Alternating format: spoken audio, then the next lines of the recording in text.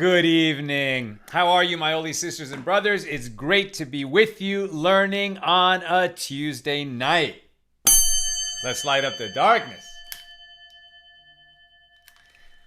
Ooh, let me make sure that is on Do Not Disturb. And we are almost at the end of Tractate Megillah. Tonight we'll be covering page 29. Tomorrow, Wednesday, page 30. And Thursday night, we'll make a siyum on pages 31 and the little half page 32 and complete our journey through Tractate Megillah. So have something to drink a l'chaim and make a bracha, maybe a little snack to eat. How's everybody doing? It's great to be with you. Who's with us? Pauline in Arkansas, Stephen in New Hampshire, Paula in Chicago, James in Indianapolis, Hannah in New York, John in Sedona, Bella in Florida, Paul in the Great Northwest, Bill in Mid-Missouri, Tom in Frigider, PA, Renee in Indiana, Lucy in Minnesota, Dawn in LA, Paula, and her beautiful musical opening. Wasn't that nice? That was a continuation of Chazdei Hashem, the kindnesses of God from Eitan Katz. Paul in Minneapolis, Karen in Northern California, Patrice in Utah, Shandora in the Bronx, Neil checking in from Virginia on the YouTube side. Tonight's episode of AT Daily is sponsored by Elliot Berg, a beautiful dedication to his dad, Tanny Berg, Netanel Shimon ben Yaakov Eliyahu.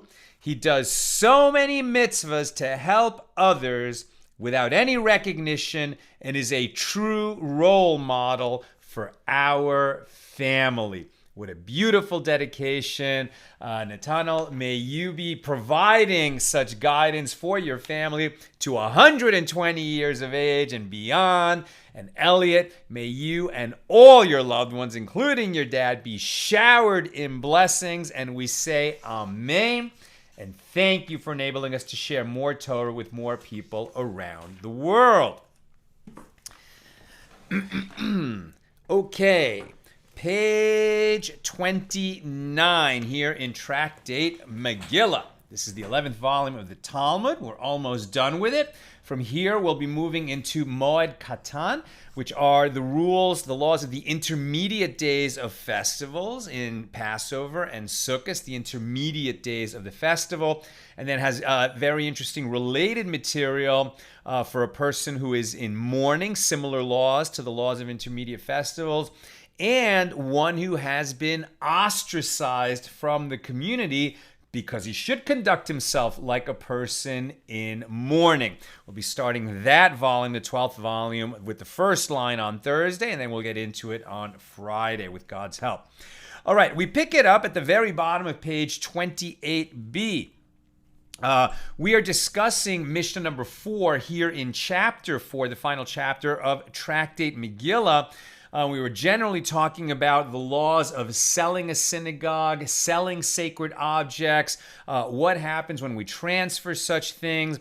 And from there, we got into the practices of various sages that they attributed to causing them to live long lives, and certain beautiful practices that we should emulate.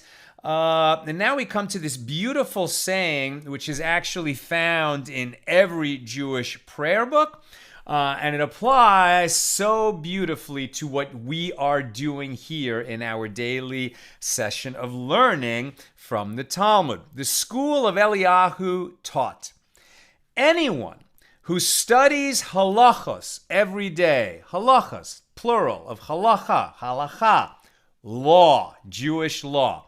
So anyone who studies halachos, who studies Jewish laws every day, he is guaranteed that he is destined for the world to come. You have a place guaranteed for you in the world to come if you study laws every day. How do we know this? As it is stated, his ways, halichot, right? His ways are eternal. We read that in Habakkuk 3:6. Do not read the verse as halichot, ways, rather read it as halachot, laws, right? So one who studies his ways is one who studies his laws. And consequently, the verse indicates that the study of the halachos brings one to eternal life. And why should that be? It makes sense, right? We're not just studying laws so that we can claim to be well versed in the law. We're not studying laws just so that we can look at ourselves and pat ourselves on the back that we're so learned and we can answer questions when we're asked, which is very difficult in itself, and I often can't answer questions. But if we're studying God's laws every day, what are we really doing? We're saying that we passionately love God and we want to know exactly what God is commanding us so that we can fulfill it. It is a form of fulfilling our obligation to love the Lord our God with all our soul and with all our heart and with all our soul and with all our resources, right? That's what we're doing when we study God's laws every day. And so it stands to reason that God will be, pleased with that kind of dedication, and they'll find some room for us in the world to come. And the sages, moreover, if we study them every day, we should be coming to do them every day, right? It's not that once you know what the law is, you're so much more likely to follow it. The sages taught in a Baraisa, now we're at the top of 29a, one interrupts his Torah study to carry out the dead for burial and to escort a bride to her wedding. We've said a bunch of times that Torah study is the highest. We would even sell a Sefer Torah, a Torah scroll, in order to enable people to study Torah that couldn't afford to do it otherwise. So Torah study is the highest, and yet we interrupt our Torah study to attend the dead to a burial, right? So we'll join a funeral procession, going to the cemetery, and to accompany a bride to the chuppah. In other words, we'll go to a wedding. We'll interrupt Torah study to go to a wedding. And they said about Rabbi Yehuda, the son of Rabbi Eli, that he would interrupt his Torah study to carry out the dead for burial and to escort a bride to her wedding. So a practical example of the principle that was just shared. And the Gemara qualifies this ruling. In what case is this statement said? Well, only where there are not sufficient numbers of other people available to perform these commandments, these mitzvahs, and honor the deceased or the bride appropriately. However, when there are sufficient numbers, additional people should not interrupt their Torah study to participate. And we're like, really? So you're saying if there's a bunch of people going to the wedding, then I should keep studying Torah and not interrupt my study to go to the wedding? If there's enough people going to the funeral, it's not going to be so lonely. There's going to be a bunch of people there at the funeral. Okay, so I don't have to interrupt my Torah study to attend the funeral? Really? Is that what the Gemara is saying? Not so fast. And the Gemara asks, and how many people are considered sufficient? Right? There's enough people over there so I don't have to interrupt my Torah study. And Rav Shmuel bar Inya said in the name of Rav, 12,000 men and another 6,000 men to blow horns as a sign of mourning. And some say a different version, 12,000 men, among whom are 6,000 men with horns. And Ula said, for example, enough to make a procession of people all the way from the town gate, the Abula, to the place of burial.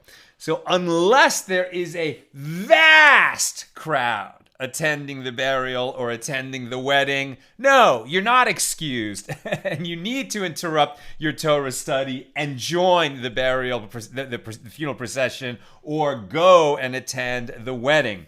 And Rav Sheshes said, as the Torah was given, so it should be taken away. In other words, the same honor that was provided when the Torah was given at Mount Sinai should be provided when the Torah is taken through the passing away of a Torah scholar. So, just as the Torah was given in the presence of 600,000 men, that's what it says, 600,000 went out of Egypt and were there at Mount Sinai.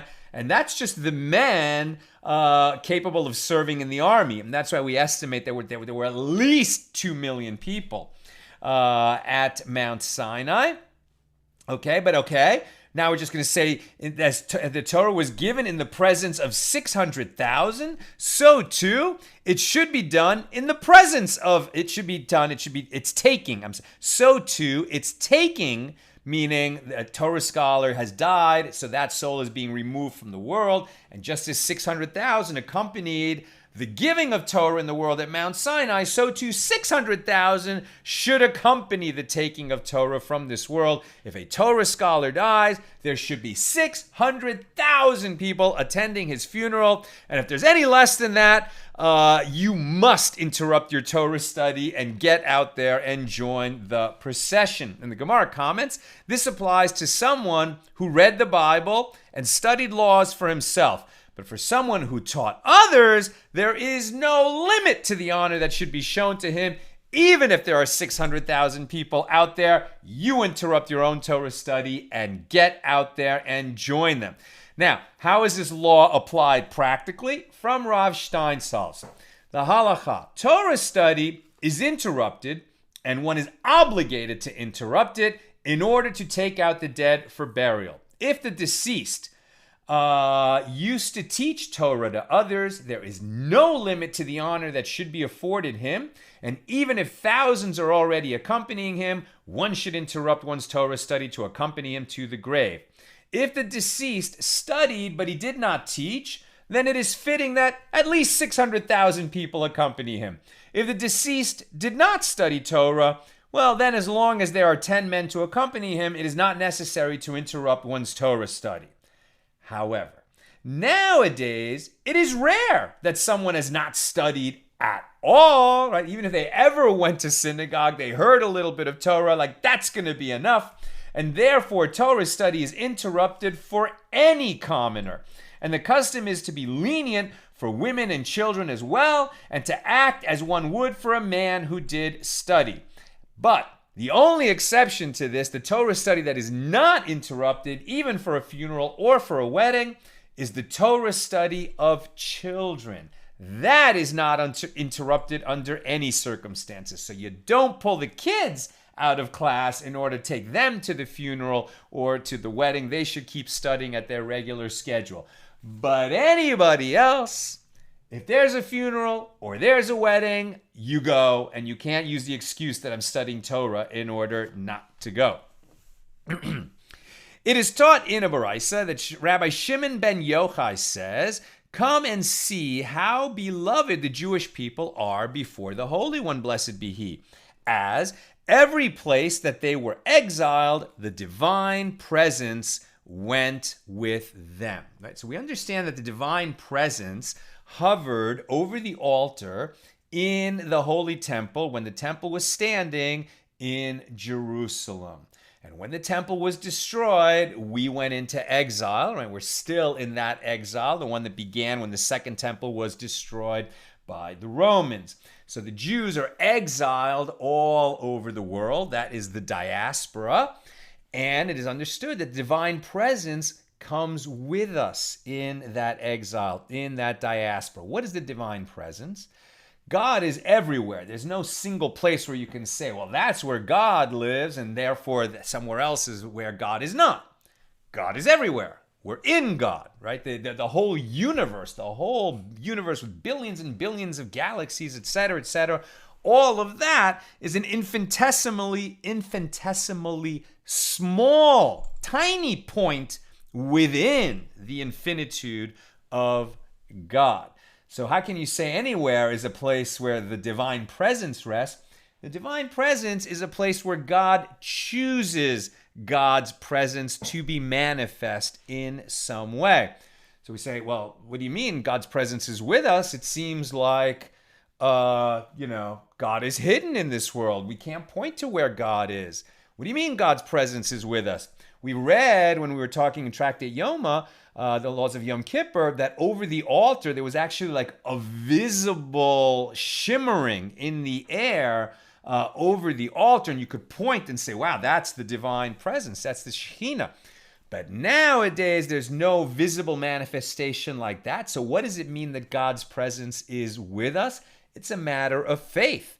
In other words, God is with us always in our sufferings, in our joys, during our study, right here, right now, with us. God is in this classroom with us. And God is the strong and silent type and doesn't feel the need to comment or question. But he's here in class with us and loves that we are learning together. And here Rabbi Shimon ben Yochai is talking about this, that the divine presence is with us everywhere. And how does he prove that?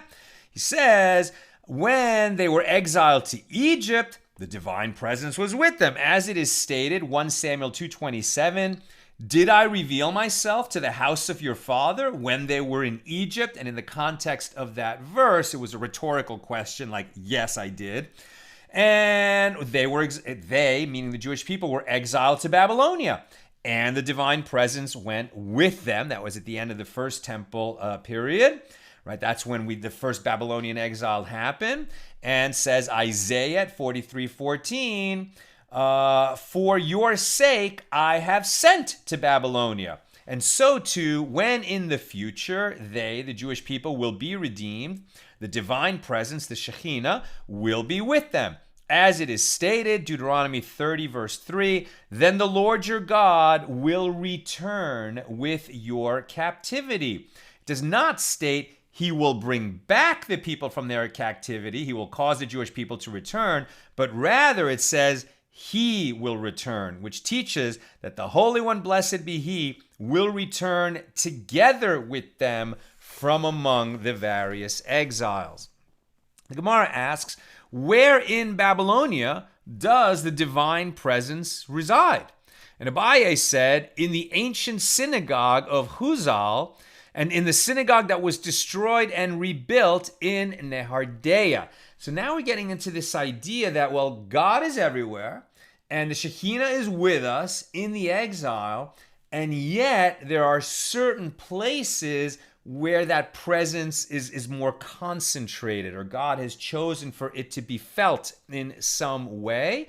And so this, generally speaking, the kind of general gist of this teaching, and I actually recorded a podcast episode today with Rabbi Dr. Daniel Friedman. We're going to be releasing that soon.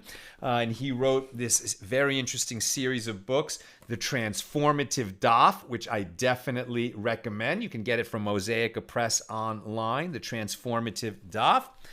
And he notes that it's the synagogues, right? It's the synagogues. The synagogues have an extra measure of the divine presence. Why? Because that is a place where Jews gather to learn Torah and to worship together and to be a community together. And so there is an extra measure of the Shekhinah that accompanies the Jewish people through exile in the places where we gather and pray and study Torah together. And so right here we see evidence of that the divine presence was resting in these particular synagogues in Bavel, in the Babylonian Jewish community. So where in Babylonia does the divine presence reside? And Abaye said, in the ancient synagogue of Huzal and in the synagogue that was destroyed and rebuilt in Nehardea. And do not say that the divine presence resided here and there, i.e., in both places simultaneously. Rather, at times it resided here in Huzal, and at times it resided there in Nehardea. And Abaye said, I have a blessing coming to me, for whenever I am within a distance of a parasang from one of those synagogues, I go out of my way and I go in and I pray there, due to the special honor and sanctity attached to those places. And it was related that the father of Shmuel and Levi were once sitting in the synagogue that was destroyed and rebuilt in Nehardea, and the divine presence came, and they heard a loud sound, so they arose and left. When I first read that, I was like, wait, what? Why would you flee from the divine presence? Wouldn't you, go toward the divine presence? Okay, but the divine presence can be very intense, and it's comforting that God sort of causes his presence to be known here and there at times. But as we've seen before, like actually being in the presence of the Lord can be very frightening and overwhelming. And it was further related that Rav Sheshes was once sitting in the synagogue that was destroyed and rebuilt in Nehardea. And the divine presence, and before I go on, let's just read this note about Nehardea. It's a city on the Euphrates near the Malka River, and Nehardea was one of the oldest Jewish communities in Babylonia. According to tradition, Jews lived in Nehardea as early as the First Temple period in the 6th century before the Common Era, beginning with the exile of King Jehoiachin of Judea. And Jehoiachin of Judea. And Nehardea was one of the most important Jewish communities in Babylonia. It was a center of Torah learning from an early period, and its yeshiva was the oldest in Babylonia. Many of the greatest Tanaim, the rabbis of the Mishna, visited Nehardea, among them Rabbi Akiva, who intercalated the calendar there when it was too dangerous for him to do so in the land of Israel because of the Roman persecution. Babylonia was outside the Roman Empire. During Rav's time, the first half of the 3rd century of the Common Era, the yeshiva in Nehardea was headed by Rav Shela, whose name comes up often for us, and after him by Shmuel, whose name comes up very often in the Gemara. And since the city lay near the border between the Roman and the Persian empires, it frequently suffered from the wars between the two.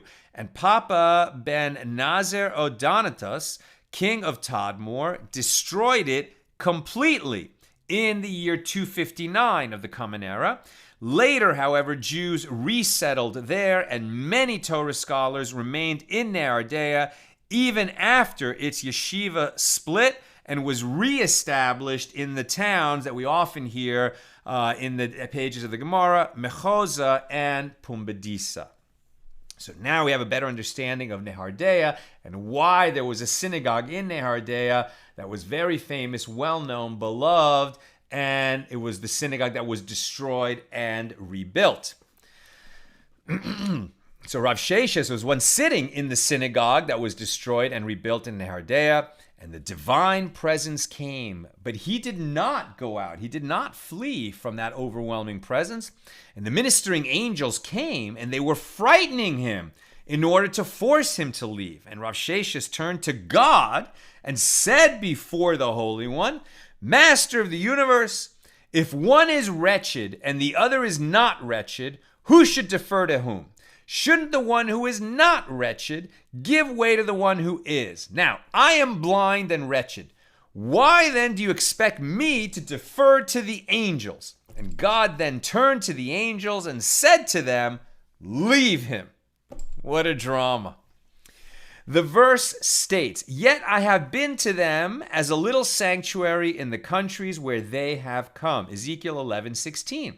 And Rabbi Yitzchak said, this is referring to the synagogues and study halls in Babylonia. And Rabbi Lazar said, this is referring to the house of our master, meaning Rav, in Babylonia, from which Torah issues forth to the entire world. And these statements made about synagogues and study halls in Babylonia, by extension, apply to the synagogues and study halls throughout the diaspora. As we've seen, the laws of Babylonia apply to all of the Jewish communities around the world outside of the land of Israel. The Jewish communities in the Holy Land, they have a special status and somewhat different rules, teachings, and traditions. Rava interpreted a verse homiletically, Psalm 90, verse 1. What is the meaning of that which is written? Lord, you have been our dwelling place in all generations. This is referring to the synagogues and study halls. And Abaye said, initially, I used to study Torah in my home and pray in the synagogue. Once I heard and understood that which King David is saying, Lord, I love the habitation of your house, from Psalm 26, verse 8, I would always study Torah in the synagogue to express my love for the place in which the divine presence resides. Reason again to make sure that you go to synagogue. If you're a Jew, get yourself to synagogue in real life. Zoom is nice.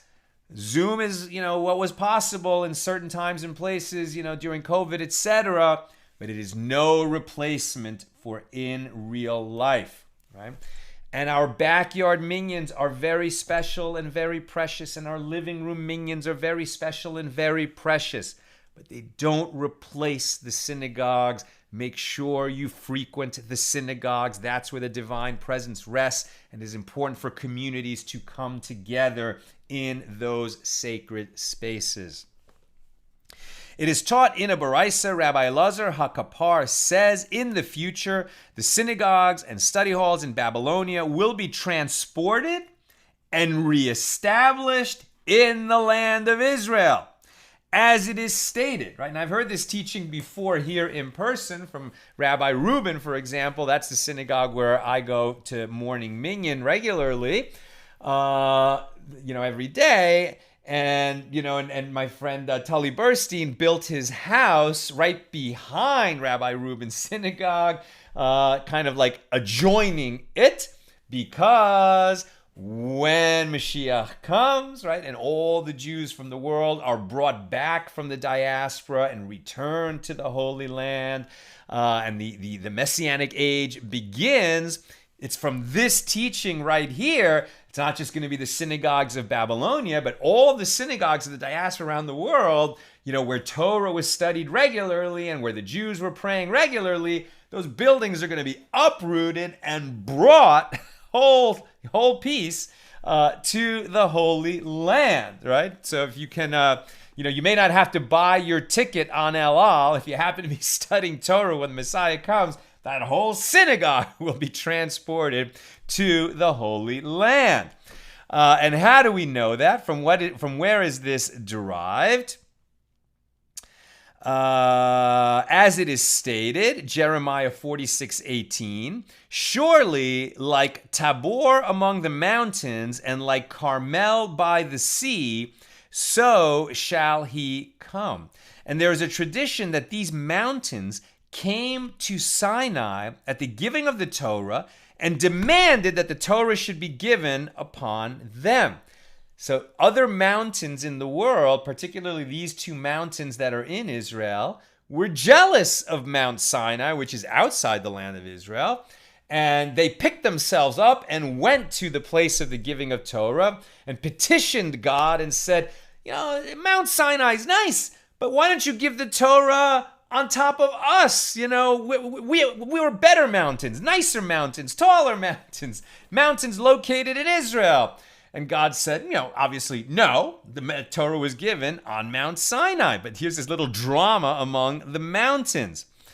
And so there's a tradition that these mountains came to Sinai at the giving of the Torah and demanded that the Torah should be given upon them.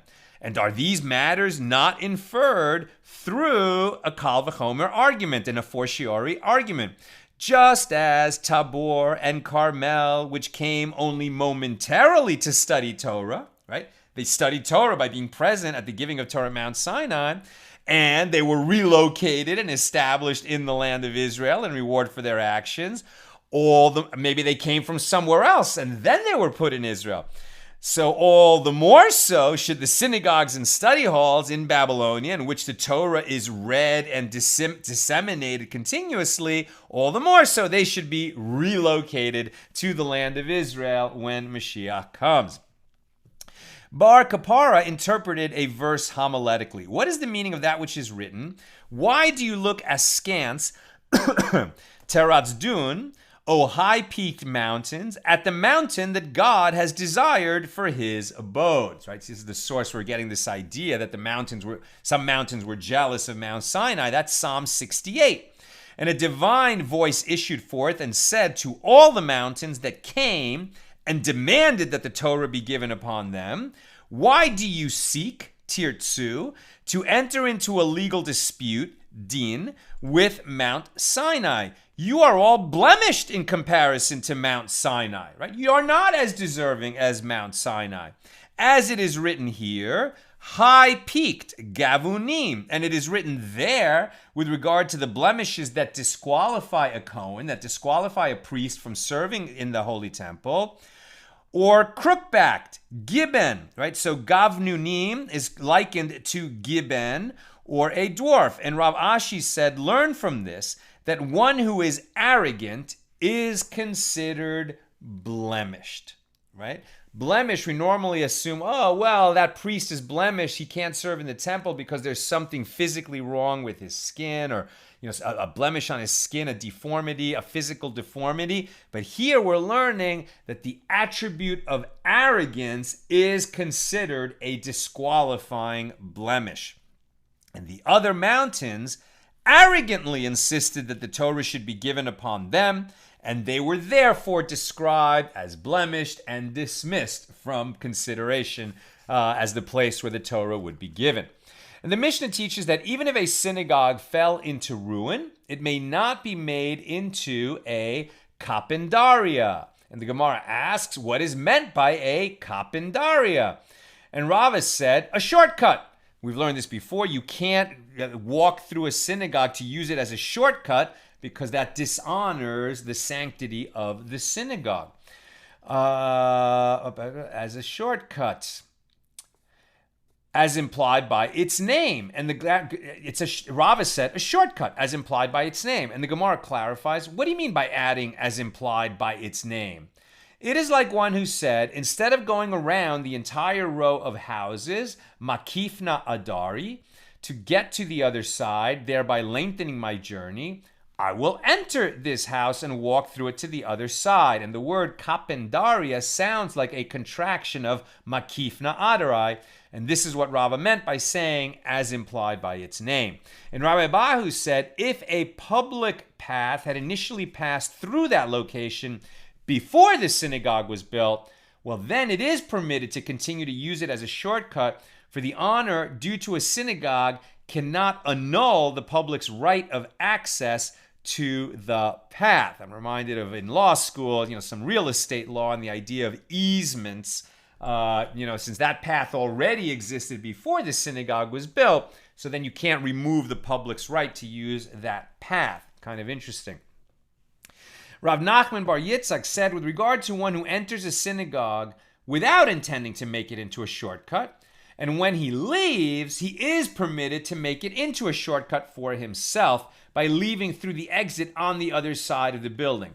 You didn't enter the synagogue in order to cut through it and make your walk shorter to get to your destination. You entered the synagogue to pray or to learn or whatever you're going to do in there.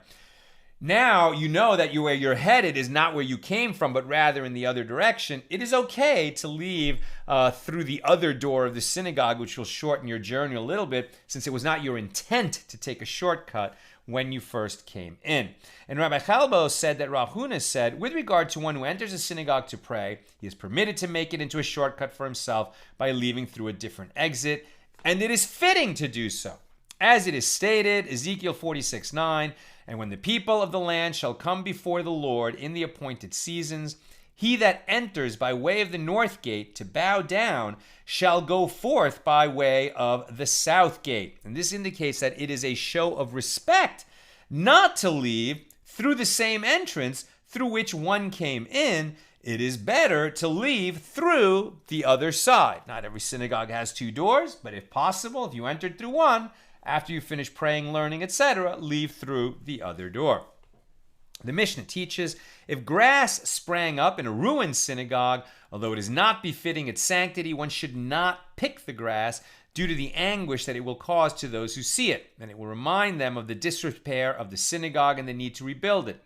And the Gemara asks, but isn't it taught in a baraisa one may not pick the grass and feed it to one's animals, but he may pick it and leave it there? And the Gemara answers, when we learn the prohibition against picking the grass in the Mishnah as well, we learn only that it is prohibited to pick it and feed it to one's animals, but it is permitted to leave it there. The sages taught in a baraisa in a cemetery, one may not act with frivolity. I don't know who has the desire to act frivolously in a cemetery, but it is in fact prohibited. One may not graze an animal on the grass that's growing inside a cemetery, and one may not direct a water channel to pass through it, and one may not gather grass inside it to use the grass as feed for one's animals. And if one gathered grass for that purpose, it should be burnt on the spot out of respect for the dead who lie in the cemetery. And the Gemara clarifies with regard to the phrase out of respect for the dead, to which clause of the baraisa does it refer? If we say it is referring to the last clause, that if one gathered grass, that it should be burnt out of respect for the dead, Well, then one might ask, since the grass is burnt on the spot and not publicly, what respect for the dead is there in this act? Rather, the phrase must be referring to the first clause of the Baraisa and explains why it is prohibited to act with frivolity in a cemetery. That concludes our discussion of Mishnah number 4 here in chapter 4. Mishnah number 5. On 4 Shabbatot, meaning on 4 Shabbases, during and surrounding the month of Adar, let's get back to the subject, right? We are studying tractate Megillah, the laws of Purim, which occurs in the month of Adar, the Hebrew month of Adar. So during the 4 Shabbases that are during and surrounding the month of Adar, a Torah portion of seasonal significance is read. These are the special Torah portions that we read in the weeks leading up to Passover. Adar is the month before Nisan, in which Passover occurs. When the new moon of Adar, Rosh Chodesh Adar, right, the first day of the Hebrew month of Adar, when this occurs on Shabbos, the congregation reads the portion of Shekalim on that Shabbos, a special Torah portion, Shekalim, or special Haftorah. And if the new moon, well, there's a special reading on those days that is called Shekalim. And if the new moon occurs during the middle of the week, well, then they advance the reading of that portion to the previous Shabbos. And in such a case, they interrupt the reading of those 4 portions, the special portions, on the following Shabbos, which would be the first Shabbos of the month of Adar, and no additional portion is read on it. The Mishnah continues. On the second Shabbos of Adar, the Shabbos prior to Purim, they read the portion, remember what Amalek did. Shabbos Zachor, remember. And that's Deuteronomy 25, 17 through 19, which details the commandment to remember and destroy the nation of Amalek. On the third Shabbos, they read the portion Parshas Parah. This is the portion of the red heifer, Numbers 19, 1 through 22, which details the purification process for one who became ritually impure through contact with a corpse.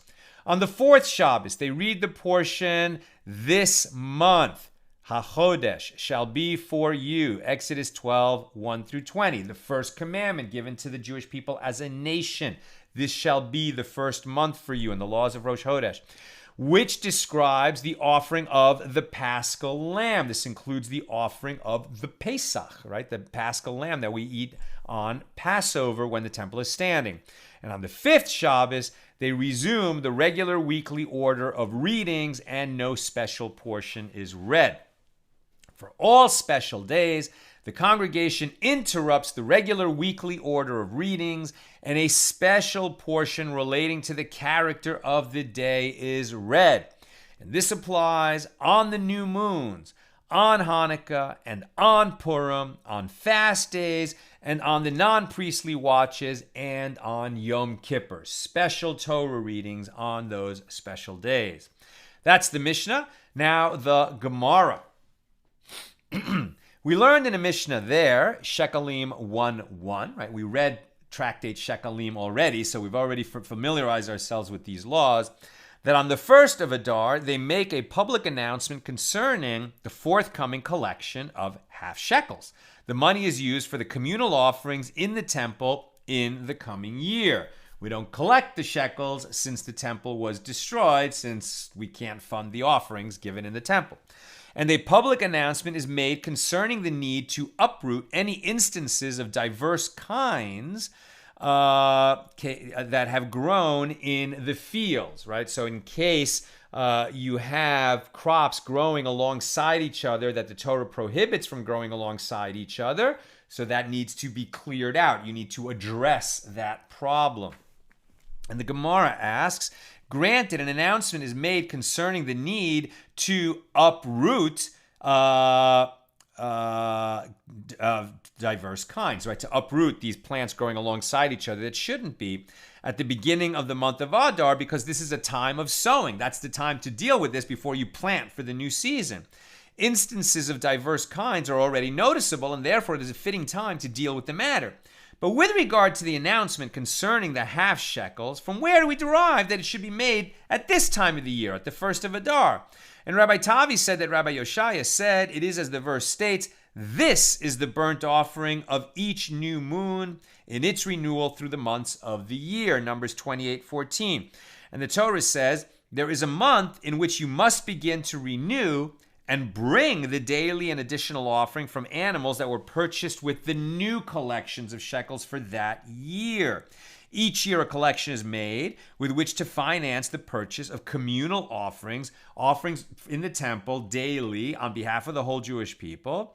Those communal offerings have to be funded from that year's collection of half shekels and not from the previous year. So offerings during that year may be purchased only from the collections made for that year. Elsewhere, it is derived through a verbal analogy that the yearly cycle begins with the month of Nisan, the next month after Adar, and since starting from and during the month of Nisan, the offerings must be brought from the new collections of half shekels, it is necessary to make the collection in the previous month, the preceding month, Adar. Therefore, they advance the reading of shekalim, and they read it on the first of Adar in order that the people will be reminded to bring the half shekels to the temple in good time. They do the reading of shekalim about collecting the shekels a month in advance, so there's time to collect the shekels. All right. It's getting late, so we're going to skip a bunch of paragraphs here because we really discussed these matters already in our journey through Tractate Shekalim. So they discuss, when do they start reading Tractate Shekalim and how they derive that, further discussion on that subject. And then they talk, what is the Torah portion Shekalim and the Haftorah, what is read in temple? And we have a note, what is this portion Shekalim? It is difficult to understand how this matter could be subject to a dispute among the sages. Wasn't it consistently practiced each and every year? And the choice of that portion, that Torah portion, was well known. And some suggest that the dispute relates only to the choice of Torah portion to be read publicly in the synagogues when Rosh Chodesh Adar fell on Shabbos, something that did not occur often. At any rate, right now we're going to skip that discussion of exactly what is Torah portion Shekalim. We talked about it once before. It's detailed in every Chumash, every Torah, printed Torah as a book that is available, that has the Torah readings, for each Torah portion and the special days. We pick it up a little bit further down. We're well into the B side of page 29 now. And Rabbi Yitzhak Napacha said, when the new moon of Adar occurs on Shabbos, the congregation takes out 3 Sefer Torahs, 3 Torah scrolls from the ark and reads from them. From the first one, they read the portion of the regular weekly reading of the matter of the day, where we are in our journey through the Torah during the year. And from the second Torah scroll, they read the portion for the new moon, because it's Rosh Chodesh. And from the third one, they read Shekalim, which begins with when you take the count, right? Because that's how we were counted in the desert. There was a collection of shekels in the desert when the children of Israel were wandering in the desert, and we read that portion when we're talking about Torah portion Shekalim, the special reading as at the beginning of Adar and when Nisan is approaching. And Rabbi Yitzhak Napacha further said, when the new moon of Teves, the month the new month that begins always during the festival of Hanukkah, which always falls during Hanukkah, when that occurs on Shabbos, they also bring out 3 Sefer Torahs and read from them. From the first one, they read the portion of the regular cycle of reading of the matter of the day, the Torah portion that falls on that Shabbos. And from the second one, they read the portion of the new moon, because it's Rosh Chodesh. And from the third one, they read the special portion for Hanukkah. And the Gemara comments, and it is necessary for Rabbi Yitzhak Napacha to state the law in both cases, that we have 3 Sefer Torahs being read from on that special Shabbos in the spring, and another one when that happens in the late fall for Hanukkah. As if it had been stated only with regard to the new moon of Teves, one could have mistakenly thought that only with regard to that case does Rabbi Yitzhak Napaka state that 3 Torah scrolls are used, but with regard to the new moon of Adar, one might think that he holds in accordance with the opinion of Rav, who said that the portion of Shekalim is the portion of my offering, the provision of my offerings, and 2 Torah scrolls will therefore suffice, since the same portion is used both for the portion for the new moon and for the portion of Shekalim. Therefore, he teaches us that 3 Torah scrolls are used even on the new moon of Adar. And the Gemara asks, but based on that logic, let Rabbi Yitzhak just say the halacha with respect to this case of the new moon of Adar, and there would be no need to state that case of the new moon of Teves. And the Gemara answers, indeed, one was stated from the other by inference, i.e., Rabbi Yitzhak Napacha stated that the law explicitly only with regard to the new moon of Adar, and it was inferred that the same is true of the new moon of Teves. What is the law with respect to when Rosh Chodesh Adar occurs on Shabbos? When the new moon of Adar, or in a leap year of the second Adar, occurs on Shabbos, 3 Torah scrolls are taken out. 6 people read the regular portion of the week from the first scroll. In places where the custom on a regular Shabbos is to call additional people to read, they may also do this on this Shabbos. Then the portion of the new moon of Rosh Chodesh is read from the second scroll, and then portion Shekalim is read as the maftir from the third scroll. So there's 2 times during the year when we would need 3 separate Torah scrolls for a Shabbos reading, and that's when Rosh Chodesh Adar falls on Shabbos in the spring, or when Rosh Chodesh Teves falls on Shabbos during Hanukkah in the fall. And I'm almost done, so if you got questions or comments, get them in. An Amoraic dispute was stated. When the new moon of Teves occurs on a weekday, what Torah portion is read? And Rabbi Yitzhak Napacha said, 3 people read from the portion for the new moon, and 1 reads from the portion for Hanukkah. And Rav Dimi of Haifa said, 3 read from the portion for Hanukkah, and 1 reads from the portion for the new moon. And what is the law? When the new moon of Teves occurs on a weekday, 2 Torah scrolls are taken out. From the first scroll, 3 people read the portion of the new moon, and the 4th person reads from the second scroll the portion of Hanukkah, right? When Rosh Chodesh Teves falls on Shabbos, you need 3 Sefer Torahs. When it falls on a weekday, most times, then you only need 2 scrolls on that day. All right, let's go to questions and comments.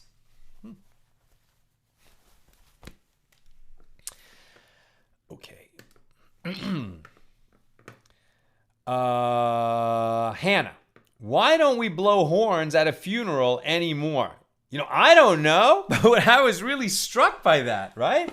It's like, we associate horn blowing with parties and celebrations, but there, when a prominent person was going to be buried, right, they had a huge procession and they were blowing horns. Now, does that mean shofars, ram's horns like I have back there? Or do they mean, silver trumpets? I'm guessing they mean shofars, right? What was the Hebrew there about blowing a horn? I don't know that they were using the word shofar there. Let's just see. Blowing horns.